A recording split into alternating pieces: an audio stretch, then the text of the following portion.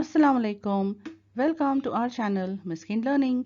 इस वीडियो में हम कर रहे हैं an encounter of a special kind का English workshop part 1। Language study का आपको वर्कशॉप दूसरे वीडियो में मिलेगा, जिसका लिंक आपको डिस्क्रिप्शन में दिया जाएगा। Now let us get started. Question number 1, state whether you agree or disagree with the following statements. Justify your choice with proper reasons. यहाँ जो जुमले दिए गए हैं, हमें ये बताना है कि हम उनसे सहमत हैं या नहीं हैं। First statement, the compound where the writer was living was rich in nature's bounty. क्या वो कंपाउंड जहाँ राइटर रह रहे थे वो कुदरत की फजल से मालामाल था? आप अग्री करते हैं या नहीं करते हैं? I agree with this statement as the compound where the writer was living was luxurious with green grass, colorful flowers and a host of tall and majestic trees. मैं इस जुमले से सहमत हूँ क्योंकि जहाँ वो रह रहे थे उस जगह में शानदार हरी घास थी, रंगी बिरंगी फूल थे और वहाँ पे कई तरीके के लंबे और बड़े-बड़े शानदार दरख्त थे। Holidays provide us an opportunity to read various magazines and storybooks. छुट्टियों में हमें कई तरह की मैगजीन्स और कहानियों की किताब पढ़ने के लिए मौका मिलता है। क्या ये आप अग्री करते हैं या नहीं करते हैं? I agree with this statement as during the holidays we have a lot of free time to read various magazines and storybooks of our choice. मैं इस बात से सहमत हूँ क्योंकि छुट्टियों के दौरान हमारे पास काफ़ी सारा फ्री टाइम होता है जिसमें हम अलग-अलग किस्म की मैगजीन पढ़ सकते हैं और कहानियों की किताब पढ़ सकते हैं जो हमारी चॉइस की हैं। The narrator made a mistake by saving the baby langur. जो हमें कहानी सुना रहे हैं उन्हें हम नरेटर कहते हैं, जिसे हम उर्दू में रावी कहते हैं। तो क्या उन्होंने बेबी लंगूर को बचाकर गलती की? I disagree with the statement. The narrator did the right thing by rescuing the baby langur. Otherwise, the adult male langur would have killed the baby langur. तो हम कह रहे हैं कि नहीं, मैं इस स्टेटमेंट से इत्तेफाक नहीं रखती हूँ। I disagree with the statement क्योंकि उन्होंने सही किया था उस बेबी लंगूर को बचाकर, वरना क्या होता, जो वो अडल्ट मेल लंगूर यानी जो वो बड़ा लंगूर था वो उस बेबी लंगूर को मार देता। Animals cannot convey emotions. जो जानवर होते हैं वो अपने जज्बात का इजहार नहीं कर सकते हैं। I do not agree with this statement. Even though animals may not be able to speak our language, they can convey their emotions through gestures, eye contact and overall behavior around us. तो मैं इस statement से सहमत नहीं रखती कि जो जानवर है वो अपने इमोशंस जाहिर नहीं कर सकते। वो भी कर सकते हैं, वो हमारी ज़बान नहीं बोल सकते, हमारी तरह बातचीत नहीं कर सकते, लेकिन वो अपने इशारों से या हमारे जब वो आंखों में देखते हैं तब हमें समझ आता है कि उन्हें कैसा फील हो रहा है और जो उनका रवैया होता है हमारे आसपास उससे हमें पता चलता है कि उन्हें क्या महसूस हो रहा है। The narrator was 55 years old when this incident occurred. जो नरेटर थे वो 55 साल के थे जब ये वाकया हुआ था। क्या आप अग्री करते हैं या नहीं? I do not agree with this statement. The incident happened 55 years ago when the narrator was 15 years old. तो मैं इस स्टेटमेंट से सहमत नहीं हूँ क्योंकि वो उस वक्त सिर्फ 15 साल के थे और जो ये वाकया है वो 55 साल पहले हुआ था। Match the phrases given in group A with their meanings in group B. Group A में जो सेंटेंसेस हैं उन्हें हम idioms कहते हैं, जो मुहावरे होते हैं। तो चलिए हम उनका इंग्लिश में और उर्दू में या हिंदी में मीनिंग जानते हैं। To be a part and parcel of, इसका मैच हुआ है to be an essential और integral part. इसका मतलब क्या है? किसी भी चीज़ का एक लाजमी हिस्सा होना, एक ज़रूरी हिस्सा होना, तब हम कहते हैं to be a part and parcel of. To be engrossed in यानी to be completely occupied in, इसका मतलब होता है किसी भी चीज़ में मशगूल हो जाना, गुम हो जाना। To take notice of यानी to observe and give attention, मतलब किसी चीज़ का मुशाहिदा करना या और तवज्जो देना। To figure out, to be able to solve a problem यानी किसी चीज का हल निकाल पाना। To ponder over, to think about seriously, यानी संजीदगी से किसी चीज पर गौर करना। To be overwhelmed by, to be affected emotionally और इन अ पावरफुल वे, यानी किसी चीज से मगलूब हो जाना, जज्बाती तौर पर किसी चीज से मुतासिर होना। In a flash, very quickly, बहुत तेजी से। To find a solace, to find comfort and peace, यानी सुकून तलाश करना। इन योर ओन वर्ड्स, अपने लफ्जों में लिखिए। Why did the narrator ignore the barking of the dogs? जब कुत्ते भौंक रहे थे तब जो नरेटर थे उन्होंने उन्हें नजरअंदाज क्यों किया? The narrator ignored the barking of the dogs because he was engrossed in his book. वो अपनी किताब में खोए हुए थे, मशगूल थे। Initially he thought the dogs were after a hapless pig. तो उन्हें पहले लगा था कि कुत्ते जो है शायद किसी बेबस सुअर के पीछे भाग रहे हैं। Why did mother langur make no effort to grab her baby from the coop? जो बेबी लंगूर की माँ थी उसने ऐसी कोई कोशिश नहीं की कि वो अपने बच्चे को वहां से ले जाए। कूप, कूप क्या होता है? जो मुर्गी खाना था जहां पर जो हमारे राइटर है वो बेबी लंगूर को ले गए थे। The mother langur made no effort to grab her baby from the coop because she was convinced no harm was being done to her baby. क्योंकि उसके जो माँ है उसे यकीन था कि उसके बेबी को वहां पर कोई नुकसान नहीं पहुंचाया जा रहा था। She also realized the narrator was caring for her baby by providing first aid and food। और उससे इस बात का एहसास था कि जो हमारे नरेटर हैं वो उसके बेबी का ख्याल रख रहे हैं, उसकी मरहम पट्टी कर रहे हैं और उसे खाना दे रहे हैं। Read the text carefully and arrange the occurrence of happenings in the text in a sequential order। तो यहाँ पर हमें कुछ वाकयात दिए गए हैं जो हमारी कहानी में होते हैं, हमें इन्हें ऑर्डर में लगाना है। तो कौन सी चीज पहले हुई थी उसके हिसाब से। तो नंबर 1 हमें दिया गया है, I was engrossed in various magazines and story books. तो कहानी की शुरुआत में ही ये इंसिडेंट हमें बताया गया है। अब हम बाकी के देखते हैं। I became deeply absorbed in the book, I heard the disturbance approaching closer, I saw something horrible, I recalled the terrible custom in the animal clan, I gathered a stout stick and then started throwing stones. I managed to catch hold of the baby langoor's tail. I took the baby langoor to the backyard. I offered him a banana, a peeled banana. I allowed the mother access to her baby. I cannot forget that look in her eyes. I was sure that food was not the only means of communication. I still fondly remember that encounter.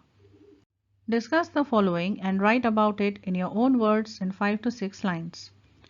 What would you do if you find an injured bird while returning from your school?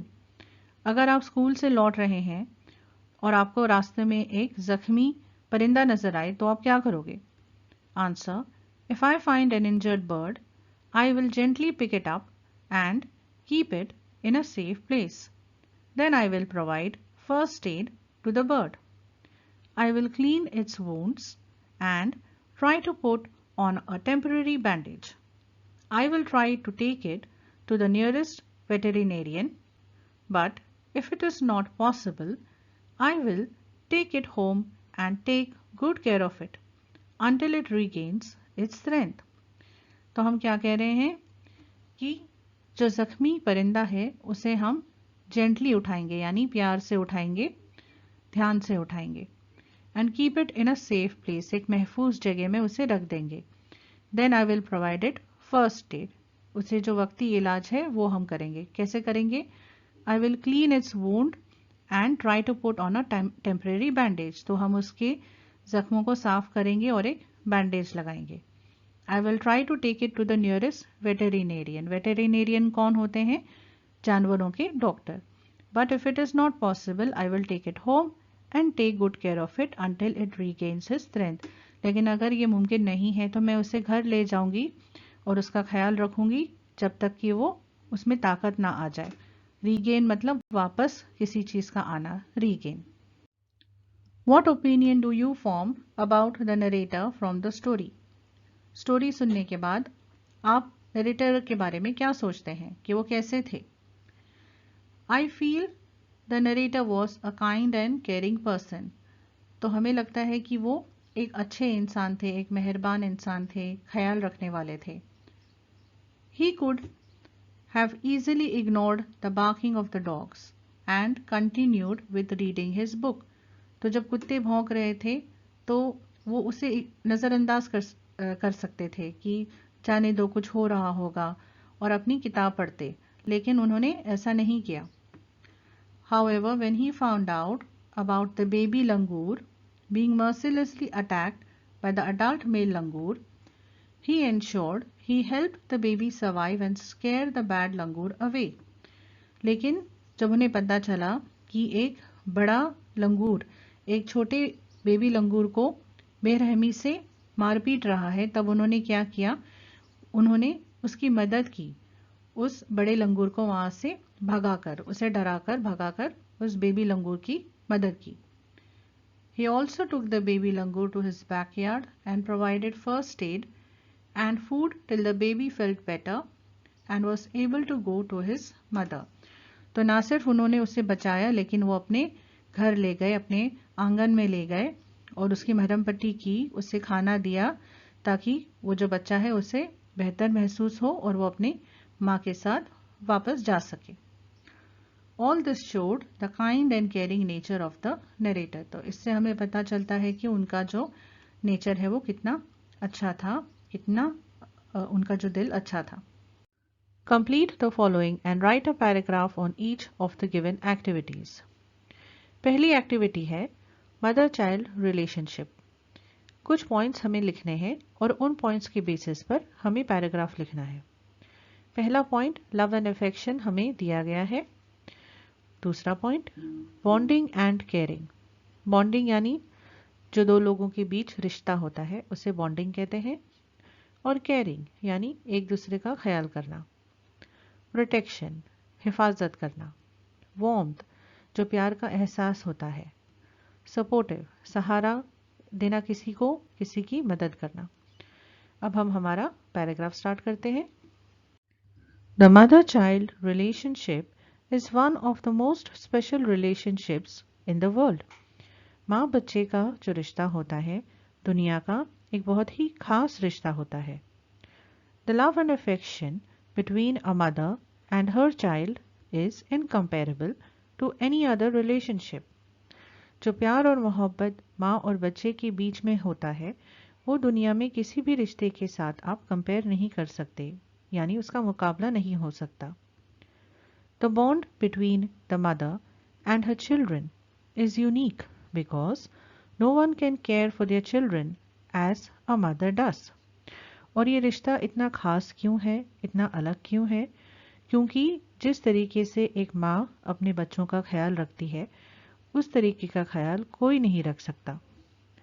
Children seek protection and support from their mothers, not only while they are growing up, but also in their adult lives. जो बच्चे होते हैं वो अपनी माँ से हिफाजत और सहारा इन दोनों का एक्सपेक्टेशन रखते हैं कि उनकी माँ हमेशा उनका सहारा बनेगी, उनकी मदद करेगी, उनकी हिफाजत करेगी। और ऐसी जो फीलिंग होती है ये ना सिर्फ बचपन में होती है, लेकिन जब हम बड़े हो जाते हैं तब भी हम इसी तरह की उम्मीद रखते हैं। The warmth of the mother and child relationship is the most blissful feeling on earth. जो बच्चे और माँ के बीच में जो एक प्यार का एहसास होता है, इसकी जो खुशी होती है ऐसी कोई भी खुशी इस दुनिया में नहीं होती। सेकेंड एक्टिविटी है injured animal how will you help. Same type का क्वेश्चन हम क्वेश्चन नंबर 5 में देख चुके हैं, इसलिए यहाँ पर हम ज़्यादा डिटेल में नहीं देखेंगे। पॉइंट हमें दिया गया है प्रोवाइड वाटर और फूड। इसके अलावा और कौन से पॉइंट्स हो सकते हैं? Provide first aid, take to vet, provide shelter, set it free once healed. चलिए हम पैराग्राफ पढ़ते हैं। If I find an injured animal I will immediately pick it up and take it to safety. I will provide it first aid and give it comfort. then I will take it to the nearest veterinarian. If it is not possible, I will take it home and provide it shelter so that I can take care of it in the safety of my home. I will provide it with water and food and help it heal its wound and bring it back to good health. Once it has been completely healed, I will set it free or take it to a designated animal shelter. Work in pairs and make as many words as you can using letters in the word encounter. Encounter इस word में बहुत सारे letters हैं, आप उनका इस्तेमाल करके और भी words बना सकते हैं, जैसे 3 letter, 4 letter या 5 और 6 letter words. तो यहाँ पर हमने आपके लिए लिस्ट बनाई है, आप इन वर्ड्स को नोट कर सकते हैं. अगर आपको किसी भी वर्ड का मीनिंग नहीं पता है तो मुझे कमेंट में ज़रूर पूछिए. Translate the following proverbs in English. यहाँ पर कुछ कहावतें दी गई हैं, ये मराठी में है, जिन्हें हमें इंग्लिश में ट्रांसलेट करना है. जन सेवा हीच खरी ईश्वर सेवा. इसका क्या मतलब है कि लोगों की सेवा करना यही खुदा की सेवा है. तो इंग्लिश में ट्रांसलेट करेंगे, social services true service to God. Second, पेरावे तसे उगवते. इसका बेसिकली मतलब क्या है कि जो आप पेरोगे वही उगेगा. इसमें हिंदी में, उर्दू में ऐसी कहावतें हैं, जैसे जैसा करोगे वैसा भरोगे. मतलब इसका ये है कि जो आप करोगे उसी तरीके का आपको अंजाम मिलेगा. तो इंग्लिश में अगर हम ट्रांसलेट करेंगे तो you reap as you sow. Write a paragraph and give an appropriate title to it. Use the following points. हमें एक पैराग्राफ लिखना है इन पॉइंट्स की मदद से. तो चलिए पॉइंट्स देखते हैं. सबसे पहला पॉइंट है बर्ड्स एंड एनिमल्स. परिंदे और जानवर, यानी हमें इनके बारे में कुछ लिखना है. लव एंड अफेक्शन, यानी प्यार और मोहब्बत. लॉयल, यानी वफादार. आवर बेस्ट फ्रेंड्स, हमारे अच्छे दोस्त. सर्वर्स, हमारे लिए कुछ करते हैं. प्रोटेक्शन एंड सिक्योरिटी, हिफाजत करते हैं. काइंडनेस, ऑनेस्ट, कंपैशन, यानी ख्याल रखने वाले, प्यार दिखाने वाले, सच्चे. डू नॉट हर्ट और डिस्ट्रॉय अस, हमें तकलीफ नहीं देते हैं, हमारा नुकसान नहीं करते हैं. लोनलीनेस अवॉइडेड, अकेलापन दूर करते हैं. Write a paragraph and give an appropriate title to it. Use the following points. जो पॉइंट्स अभी हमने देखे थे उनका इस्तेमाल करके हमें पैराग्राफ लिखना है. पॉइंट्स को मैंने यहाँ पर ग्रीन कलर में मार्क किया है. Title, our relationship with our animal friends. Birds, animals and human beings are all part of the same ecosystem.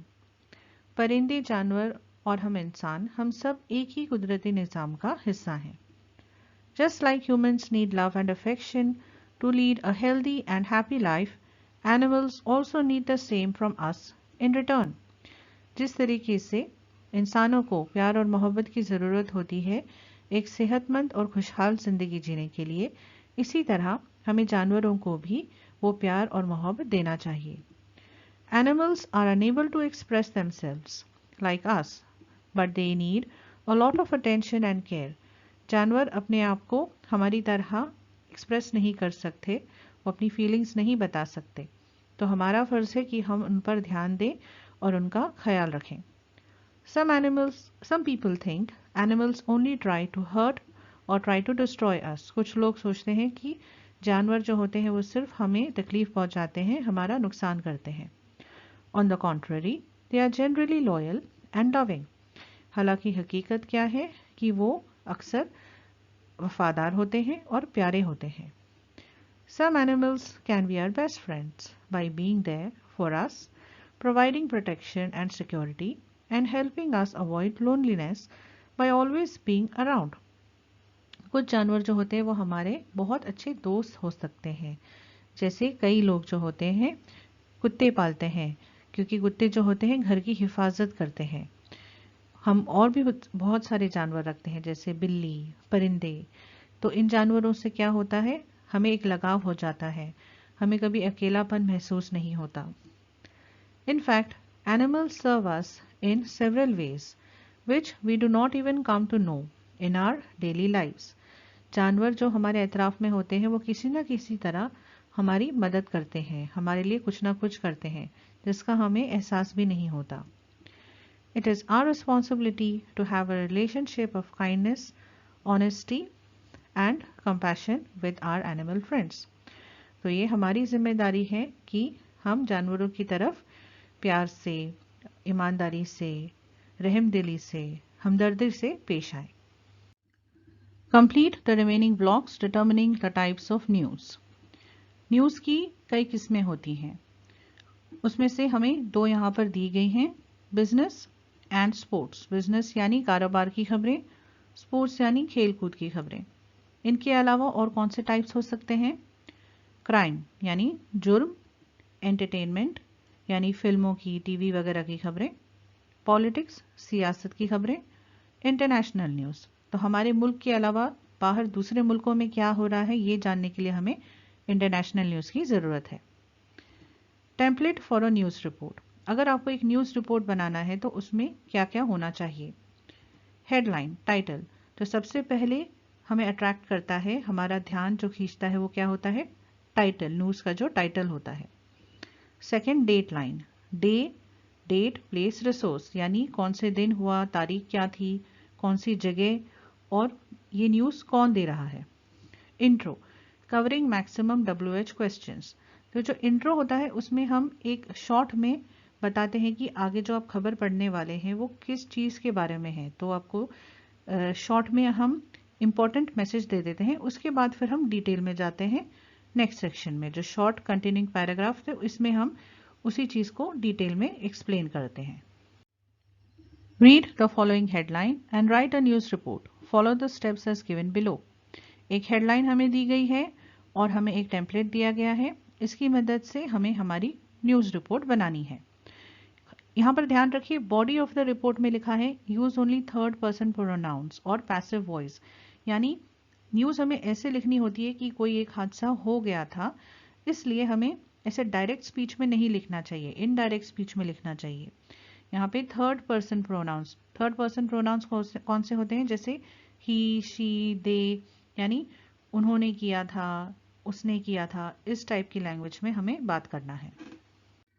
Tiger attacks 8-year-old at Rajiv Gandhi National Park. Jatin Rao, news times, Monday 6 जून 2022, रामेश्वरम. ये है हमारा deadline. Intro. In a shocking incident, an 8-year-old girl was attacked by a tiger at the Rajiv Gandhi National Park in Rameshwaram, AP. Intro में हम बता रहे हैं कि क्या हुआ था. एक हादसा हुआ था जो शॉकिंग था और एक 8 साल की बच्ची, उस पर शेर ने अटैक किया था राजीव गांधी नेशनल पार्क में जो रामेश्वरम AP में है. According to the park authorities, the little girl was leaning against the fences of the tiger enclosure when the barrier suddenly broke and she fell down into the enclosure. तो जो park के इंतजामिया हैं उनके हिसाब से एक छोटी बच्ची जो पिंजरा होता है, शेर जिसके अंदर होता है, वहां पर ऐसे खड़ी थी झुककर और अचानक से जो पिंजरा है वो टूट गया और वो उसके अंदर गिर गई. The tiger was startled and attacked the little girl the very next moment. जो शेर है वो घबरा गया और उसने घबराहट में उस लड़की पर अटैक किया, उस पर हमला किया. Fortunately, before any serious harm could be done, the security guard sprung into action and managed to control the tiger. The injured girl was taken to the Holy City Hospital for treatment. Her condition has been reported as stable. तो खुशकिस्मती से कुछ ज़्यादा serious injury नहीं हुई थी, ज़्यादा नुकसान नहीं हुआ, क्योंकि जो सिक्योरिटी गार्ड थे वो जल्दी से वहाँ पहुँचे और उन्होंने टाइगर पर काबू पा लिया. और जो ज़ख्मी बच्ची थी उसे सिटी हॉस्पिटल ले गया इलाज के लिए और उसकी जो कंडीशन है अब बेहतर बताई जा रही है. This was the third incident this year where the life of a visitor was at risk due to negligence. The government has set up a committee to look into these recurring events and come up with a solution to avoid these accidents in the future. ऐसा ये तीसरा हादसा था जहां पर जो वहाँ पर पार्क में विजिट करने के लिए आए थे उनकी ज़िंदगी खतरे में पड़ गई थी लापरवाही की वजह से। तो अब गवर्नमेंट ने एक कमेटी सेटअप करी है ये जानने के लिए कि ऐसे हादसे बार बार क्यों हो रहे हैं और इन्हें अवॉइड करने के लिए फ्यूचर में क्या किया जाए। Read the following headlines and write the dateline, intro and a short continuing paragraph. Headline है Achievers narrate their success stories at career counseling events. Career counseling events यानी जहाँ पर बहुत सारे एक्सपर्ट्स आते हैं जो हमें हमारे करियर के लिए एडवाइस करते हैं, हमें सलाह देते हैं। अचीवर्स वो लोग हैं जिन्होंने अपने करियर में कोई ना कोई मकाम हासिल किया है, तो उन्हें बुलाया जाता है ताकि वो अपनी कहानी बच्चों के साथ शेयर कर सके। हम डेट लाइन लिखेंगे, जो तारीख है और ये रिपोर्ट कौन लिख रहा है। अब हम इंट्रो से स्टार्ट करेंगे। The annual career counselling event was held at Assam campus on Sunday. Many successful achievers from various fields like business, entertainment industry, sports, etc. participated in the event to share their wonderful success stories with the students. सालाना career counselling event आज़म campus में किया गया था Sunday के दिन। बहुत सारे successful achievers जो अलग अलग फील्ड को बिलोंग करते हैं जैसे कि बिजनेस, एंटरटेनमेंट, स्पोर्ट्स वगैरह, उन्होंने इसमें शिरकत की थी और अपनी अच्छी अच्छी कहानियाँ बच्चों के साथ शेयर की। It was a truly inspirational evening for all the attendees. The amazing achievers narrated their stories from days of struggle to the current success they are enjoying. तो जिन्होंने भी इस इवेंट को अटेंड किया था वो सारी कहानियाँ सुनकर बहुत इंस्पायर हुए थे, काफ़ी मुतासिर हुए थे। जो अचीवर्स थे हमारे, उन्होंने अपनी कहानी सुनाई कि उन्होंने स्टार्टिंग से किस तरीके से स्ट्रगल किया, कितनी मेहनत मशक्क़त की और वो इस मकाम पर, उनके जो सक्सेस का मकाम है उस पर कैसे पहुँचे। Mr. Siraj K, CEO and founder of the e-commerce website bestchoice.com and an alumnus of Azam Campus Management College, spoke about how he came up with his startup idea and the amount of hard work and patience he had to put up for several years before his company became a multi-million-dollar company. तो एक हम example दे रहे हैं एक student का जो आज़म campus के management college के स्टूडेंट थे, तो उनका हम एग्जाम्पल दे रहे हैं कि आज वो एक बहुत ही फेमस वेबसाइट के सीईओ और फाउंडर हैं, लेकिन वो अपनी कहानी शेयर करते हैं कि उन्होंने, उनका स्टार्टअप आइडिया उन्हें कहाँ से आया, उन्होंने कितनी मेहनत की, उन्हें कितना सब्र करना पड़ा, तब जाकर आज वो एक $multi-million कंपनी बन चुकी है। Also present was a successful award-winning fashion designer, Miss Dia More, who narrated how after completing her degree in computer science and working as a data scientist, she finally pursued her passion of becoming a fashion designer and what were the challenges and risks she had to take to follow her dream. एक और achiever का हम example दे रहे हैं जिनका नाम हम दिया मोरे बता रहे हैं। तो उन्होंने बताया कि वो कंप्यूटर साइंस की स्टूडेंट थी और उन्होंने एज अ डेटा साइंटिस्ट काम किया, लेकिन उनकी जो पैशन थी वो थी कि वो फैशन डिज़ाइनर बने।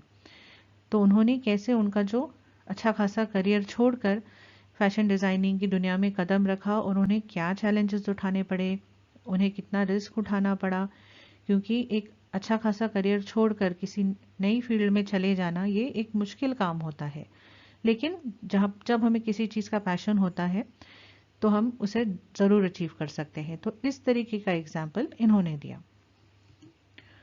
Students were highly inspired and encouraged by all the success stories.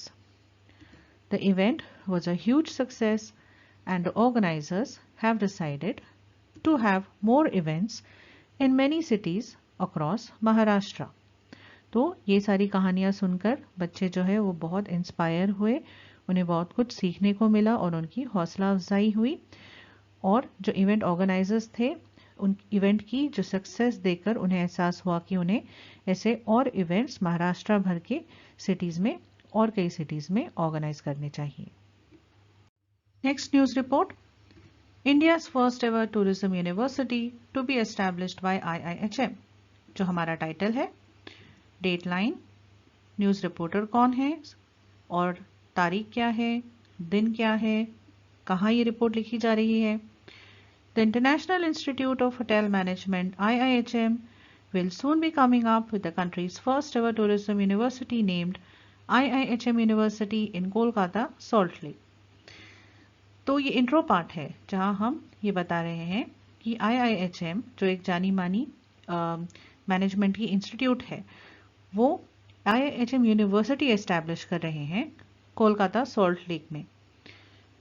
The plans for the one-of-its-kind tourism university was unveiled during the IIHM annual function held on Friday, 5th June 2022। तो Friday 5th June 2022 को उन्होंने खुलासा किया कि वो university open करने वाले हैं जो खास टूरिज्म के लिए ही बनी है। As per IIHM management, the university will be fully operational within a year and admissions will be opened up from January 2023। Management के हिसाब से जो यूनिवर्सिटी है वो साल के अंदर ही शुरू हो जाएगी और एडमिशन्स भी स्टार्ट हो जाएंगे। Tourism is one of the fastest growing sectors in India at the moment, according to doctor Subarno Bose, CEO IIHM Group। The vision of IIHM is to create one of the finest tourism university in the world, which will strive to provide huge employment opportunities for the students in India। जो tourism sector है, जिसे हम सियाहत sector भी कहते हैं, तो उसमें आजकल बहुत ग्रोथ दिखाई दे रहा है। लोग घूमना फिरना बहुत पसंद करते हैं, फैसिलिटीज़ भी काफ़ी बढ़ गई हैं। तो डॉक्टर सुबर्णो बोस जो IIHM ग्रुप के CEO हैं, उनका मानना है कि ऐसी यूनिवर्सिटी क्रिएट करने से जो जॉब अपॉर्चुनिटीज़ हैं वो बहुत बढ़ जाएंगी और इंडिया के जो स्टूडेंट्स हैं उन्हें अच्छी नौकरी का मौका मिलेगा। Students can opt for a number of courses and specialisations within the tourist sector. There will be diploma, graduation and post graduation programmes. तो अलग अलग प्रोग्राम्स होंगे जैसे आम यूनिवर्सिटीज़ में होता है, लेकिन यहाँ पर खासकर टूरिस्ट सेक्टर से जो रिलेटेड कोर्सेज हैं और स्पेशलाइजेशंस हैं वो ऑफर की जाएंगी।